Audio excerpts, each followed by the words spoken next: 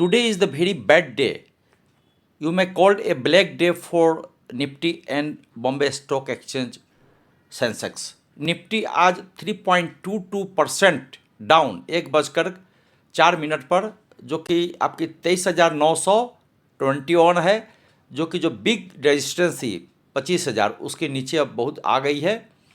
तो 796 पॉइंट जो है आपकी निफ्टी की आज दिखा रही थी 1 बजे माइनस में। इसकी डेज के लो देखें तो 23,893 हाई है 24,350, और इसके ऑल टाइम हाई जो है निफ्टी की वो है 25,078। इस तरह से आज बहुत ख़राब दिन रहा निफ्टी के लिए, बहुत ख़राब दिन चल रहे हैं, क्योंकि इसको सेंसेक्स निफ्टी दोनों ही लगभग 3% से ऊपर टूट रहे हैं। इसके बारे में हम कुछ जानकारी लेना चाहेंगे, तो वीडियो में आप आगे भी देख सकते हैं।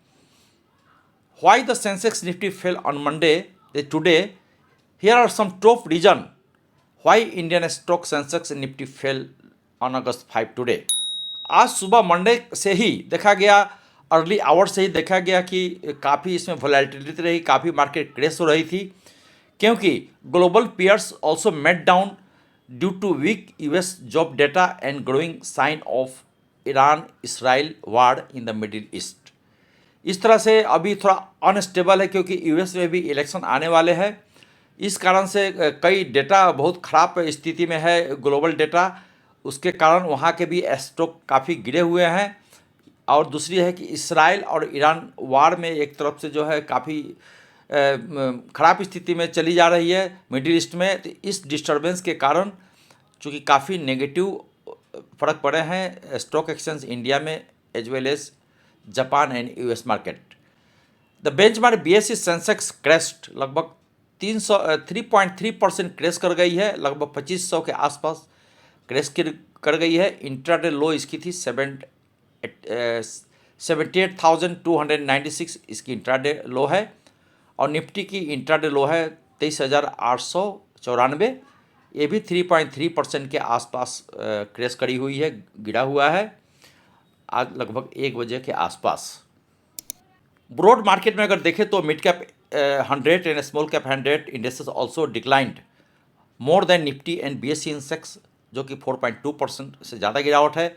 5% आपको स्मॉल कैप में गिरावट है, जैसे कि होती है जब आप 4% और 3% अगर बीएसई सेंसेक्स गिर रही है, तो जो मिड कैप और जो स्मॉल कैप है उनसे तो ज़्यादा ही गिरावट में देखा गया है। जियो पोलिटिकल टेंशन भी बहुत ज़्यादा बढ़ गई है मिडिल ईस्ट में, and also contributing this factors. Another significant factor is that unwinding of yen carry trade which is bleeding the Japanese market. The crash in the Nikkei, Japan में भी लगभग 7% से ज़्यादा की मॉर्निंग में क्रैश दिखाई पड़ी। It is indicator of crisis in the Japanese market. अगर हम देखें अपने इंडियन स्टॉक मार्केट में, तो जैसे इसकी वैल्यूएशन ऑलरेडी बहुत हाई पर चल रही थी, सारे जो स्टॉक्स जो है इसकी प्राइस अर्निंग किसी किसी स्टॉक्स का 200 तक पहुंच गई थी। और यदि जनरल आप सेंसेक्स और निफ्टी का देखें तो मोर देन 20 इसकी प्राइस अर्निंग रेशियो एवरेज में आ रही थी। तो price earning ratio so high that it become very expensive और लोगों के पहुंच के बाहर रह रही थी।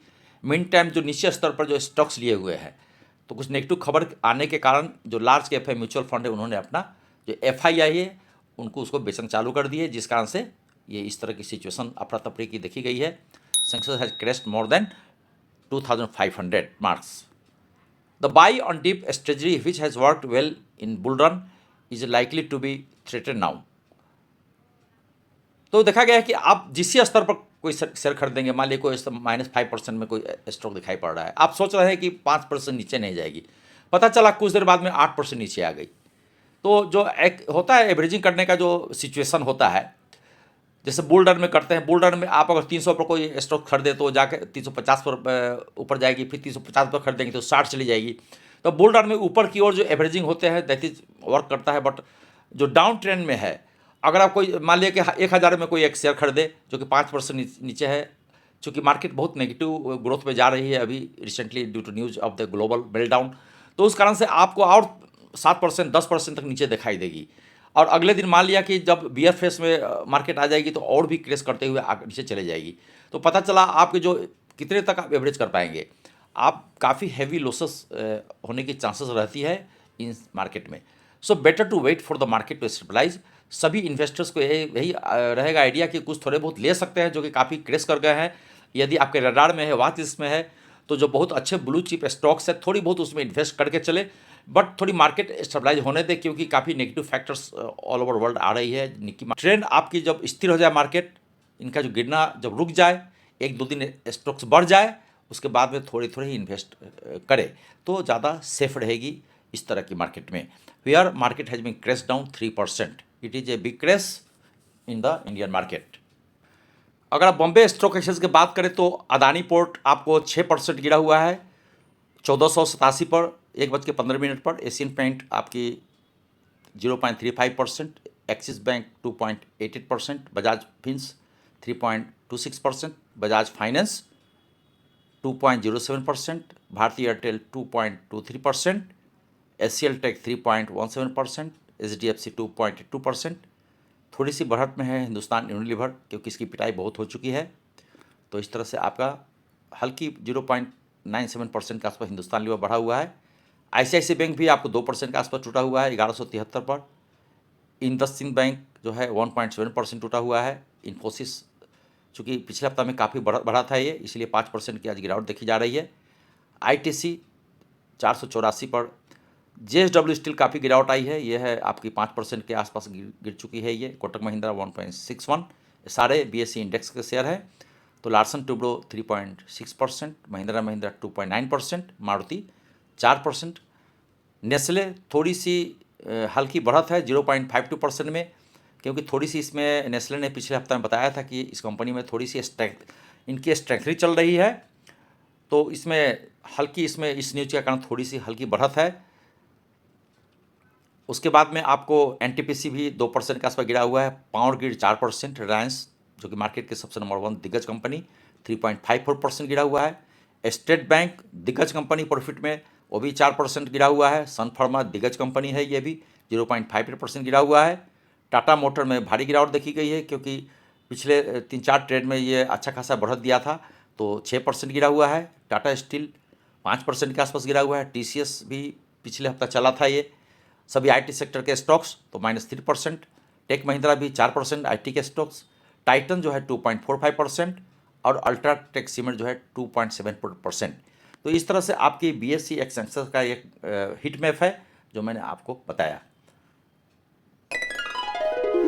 अगर बीएसई मिड कैप की बात करें तो आरती इंडस्ट्री आपकी 708 पे 4% गिरा हुआ है। Abbott India 0.72%, AB capital 2.95%, AB FRL आपकी 3%, एसएससी 2.8%, अजंता फार्मा 0.41%, अल्केम 0.13% और आपकी एपीएफ अपोलो ट्यूब्स ये भी करीब 5%, अशोक लेलैंड 3%, अस्ट्राल 1.99%, एयू बैंक 1.17% और विंडो फार्मा 1.92%, बालाकृष्णा इंडस्ट्री जो टायर की है ये 3.74%, बैंक ऑफ इंडिया गवर्नमेंट की पीएसयू 121 पे 4%, बायर्स क्रॉप साइंस जो कि एग्रो केमिकल बनाती है ये 2.46% गिरा हुआ है।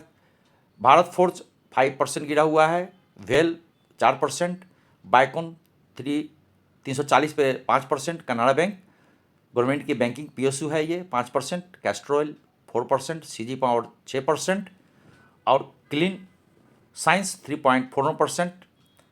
उसके बाद में Colgate 0.74%, Concor 4.64%, Coromandel fertiliser 2.33%, Crisil 1.61%, Crompton 2.17%, Cummins India 0.93%, Dalmia Bharat 2.2%, Deepak nitrate 3.97%, Delhivery 2% minus में और इमामी 5%, इंडोरेंस जो कि ऑटोमोबाइल का बेंगलोर की कंपनी है ये 4% माइनस में है। Exide 4%, federal bank 2%, फ्लोरोकेम 3.78%। इस तरह से सभी शेयर जो है 4 से लेकर के 7% तक गिरा हुआ है, जो कि आपकी बीएसई मिड कैप की ये कॉन्स्टिट्यूएंट। इस तरह से जो फॉलिंग मार्केट में जहाँ पर 3 से लेकर 4% तक मार्केट क्रेश करती है, उसमें अगर आपके रेडार में कोई ब्लू चिप कंपनी है, यदि आप सब सर्च किए हुए हैं, अपना सर्च, कोई रिकमेंडेशन नहीं, तो उसमें थोड़ी बहुत निवेश करके चले। पूरे फंड एक साथ नहीं लगाए, क्योंकि काफ़ी रिस्की होगी। हो सकता है आपका जो शेयर है कुछ दिन बाद में और नीचे रेट में मिल जाए। So take care while investing your money. यदि आप इस चैनल में नए हैं तो अपने लाइक और सब्सक्राइब बटन प्लीज़ डालिए, कुछ कमेंट कीजिए ताकि हम अगले वीडियो में इसको इंक्लूड कर सके if any type of query. Thank you once again. जय हिंद।